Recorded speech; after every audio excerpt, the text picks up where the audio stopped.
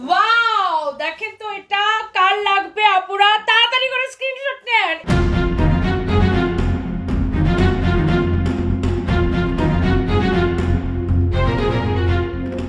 সামাজিক যোগাযোগ মাধ্যমের আলোচিত মুখ রুবায়েত ফাতেমা তনি। রাজধানীতে বেশ কয়েকটি শোরুম আছে তার। অনলাইনেও বিক্রি করেন পোশাক এবং কসমেটিক্স। তবে এবার আলোচনায় আসলেন প্রতারণার অভিযোগে। বিদেশি পণ্যের নামে তিনি বিক্রি করছেন দেশীয় পণ্য। তনির বিরুদ্ধে এমন অভিযোগ করেছেন এক ভোক্তা। রাজধানীর পুলিশ প্লাজায় সানভিস বাই তনির শোরুমে অভিযান চালিয়ে অভিযোগের সত্যতাও পেয়েছে ভোক্তা অধিকার সংরক্ষণ অধিদপ্তর।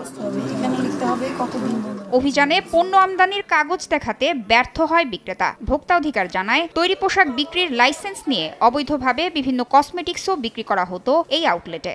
বেশ কয়েকটি অভিযোগ এসেছে এই প্রতিষ্ঠানের বিরুদ্ধে যে পাকিস্তানি ড্রেস তারা অনলাইনে বিক্রি করে, কিন্তু ডেলিভারি দেওয়ার সময় ঠিক তারা দেশি যে ড্রেস সেগুলো পাকিস্তানি নামে বিক্রি করে আসছে দীর্ঘদিন যাবত। এর প্রেক্ষিতে অধিদপ্তরের আমাদের যে সহকর্মী রয়েছেন ইনি নোটিশ জারি করেন শুনানির জন্য। নোটিশের প্রেক্ষিতে তারা কোনো রেসপন্স করে নাই।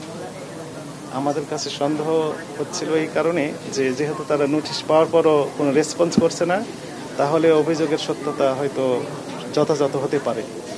এই প্রেক্ষিতে সরাসরি আমরা এই দোকানে তদন্ত করার জন্যই মূলত এসেছিলাম। পাকিস্তানি ড্রেস এর সপক্ষে যে কাগজপত্র আমরা চেয়েছি কোনো কাগজ তারা এখনো দেখাতে পারে নাই। বনানী শাখায় যেহেতু আছে, তাহলে আপনি এই কাগজপত্র সহ আমাদের অফিসে দেখান যে ইম্পোর্টের যে কাগজ পাকিস্তানি ড্রেসের সপক্ষে, সেগুলো দেখাতে হবে।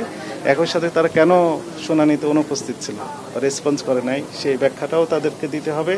এবং কতগুলো কাস্টমারের কাছে এই ড্রেস বিক্রি করেছে এবং তাদের ইম্পোর্ট প্রাইস কত ছিল, তারা কি পরিমাণ লাভ করছে, এই বিস্তারিত তথ্য আগামী দিন সকালে অধিদপ্তর উপস্থিত ব্যাখ্যা দেওয়ার জন্য নির্দেশনা দেওয়া হলো।